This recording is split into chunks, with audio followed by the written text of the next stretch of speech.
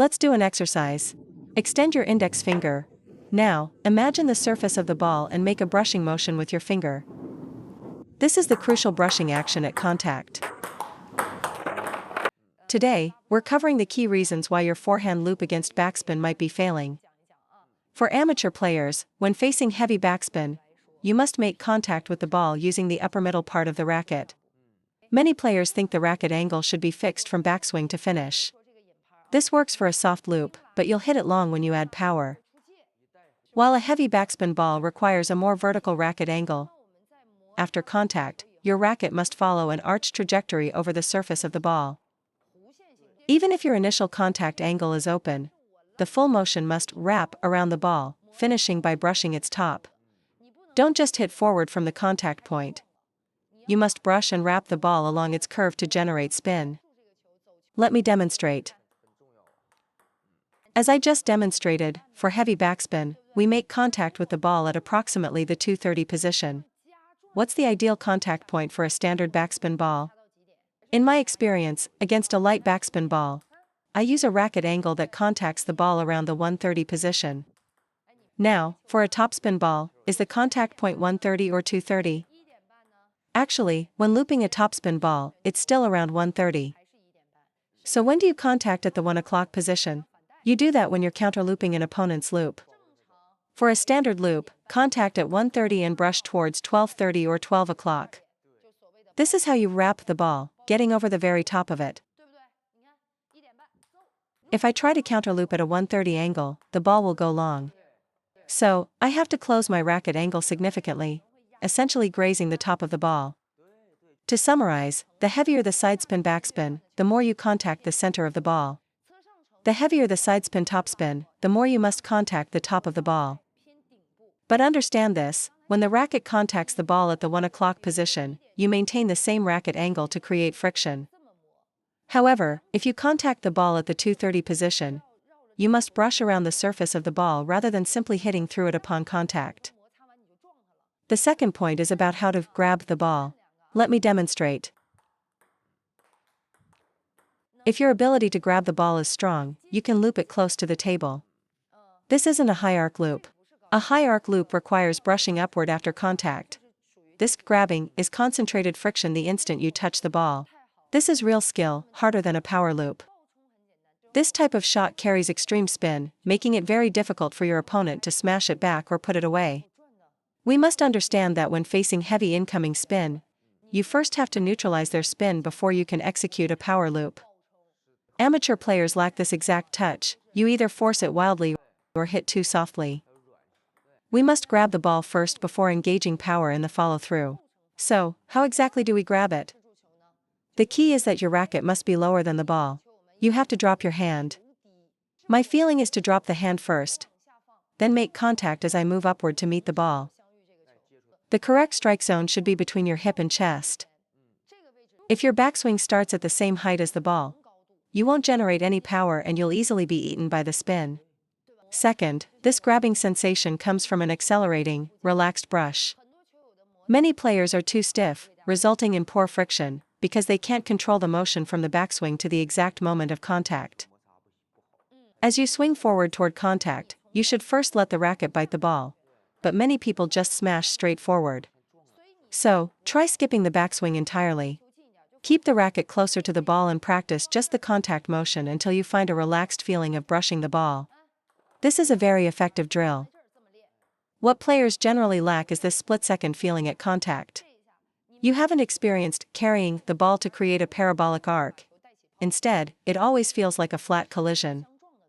So, follow my advice, no backswing, get close, and practice carrying the ball. Point 3. What does brushing feel like?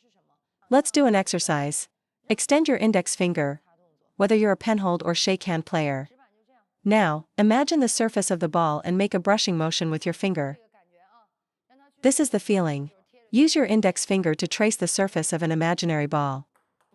This is the crucial brushing action at contact. Forget about your arm for a moment. Just let your finger create this arc. It will naturally guide your racket.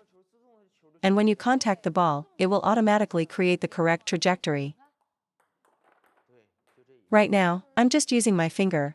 Your arm structure can be difficult to correct, but your finger is controllable. When the finger leads the racket in this brushing motion and you add power, that's a power loop. A power loop is built upon this brushing foundation, with power added afterward. Point 4. The issue of first and second speed. What are first and second speed? Think of the backswing as the first speed and the forward swing as the second. The first speed, backswing, must be slow and relaxed. The second speed, forward swing, must be fast and compact. A common mistake is having a fast backswing and a slow forward swing, decelerating into the ball. The correct way is a slow, relaxed backswing followed by an explosive acceleration through contact. Watch, the rhythm is slow, then fast. A loop with this rhythm is very difficult for your opponent to time and block. If your swing speed is constant, your shot becomes predictable and easy to block. A relaxed backswing followed by explosive acceleration creates a change in pace and rhythm. Point 5. Using your non-playing arm for balance. Amateurs often misuse their non-playing arm during the backswing, letting it drop down as the body lowers and then lifting it back up. The correct way is to bring your non-playing arm forward to aim at the ball. Watch my forehand loop. I aim with my left hand, then execute the shot. Your non-playing arm must follow your body's rotation and point towards the ball. This makes your body movement smooth and allows you to generate coordinated power. Many players either keep their non-playing arm static or let it drop behind or below them, which is incorrect. Often, an inability to lower your center of gravity is related to this. If your non-playing arm is in the wrong position, your body will feel awkward, and you won't be able to get down. It restricts your body turn and ruins your coordination. Your non-playing arm must swing with your body. As your body coils down and back, your non-playing arm should follow. This allows your torso to complete a closed rotation.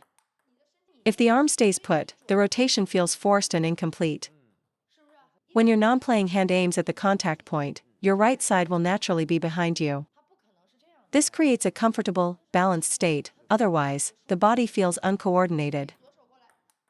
The second point about the non-playing arm is that after the shot, as your right hip drives forward, your left side must pull back to lock your body and provide a stable base.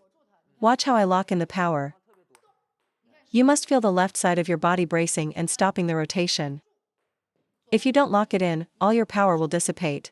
This is critical because the ping pong ball is so light. Your non-playing arm can't just hang by your side, drop down, or fly around. It must move in concert with your playing arm to maintain balance. Don't let your non-playing side disrupt the coordination of your playing side. Focus on this as a key area for improvement. Point 6. Amateur players adjust their shot during contact. Making adjustments at the moment of impact is a critical error.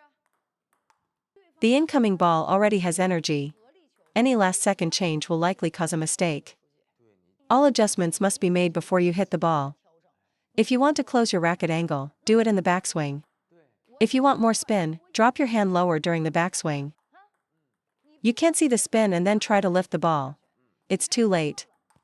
Conversely, if you prepare for backspin but the ball comes with no spin, trying to close your racket angle at the last second will make you lose that feeling of wrapping the ball. You won't be able to brush it properly, and your racket face will be unstable. For example, a player who contacts the ball too far from their body might lead with the elbow, then the wrist, then the arm.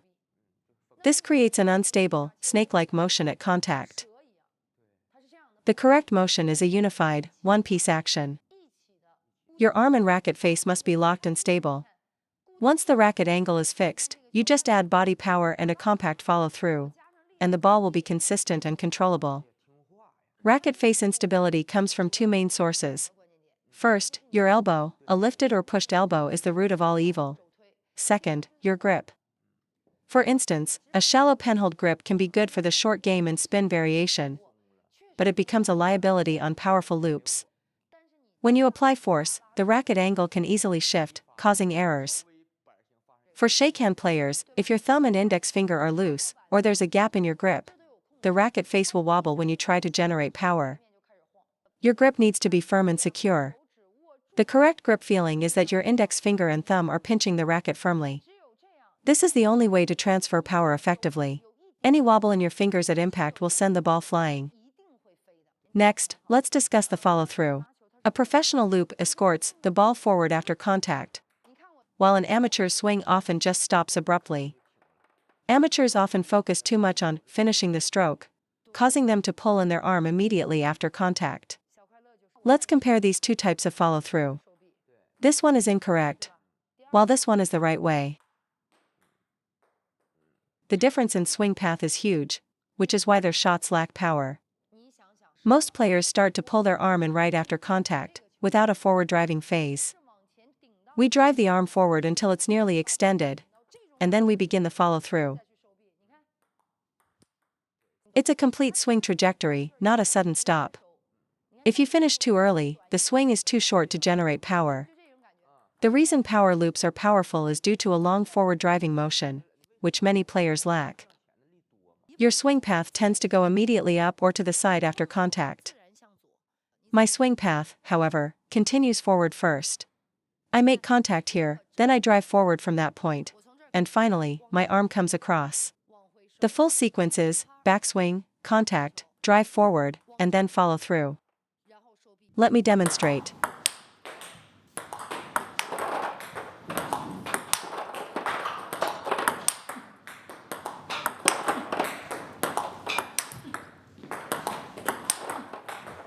So that's where high-quality shots come from.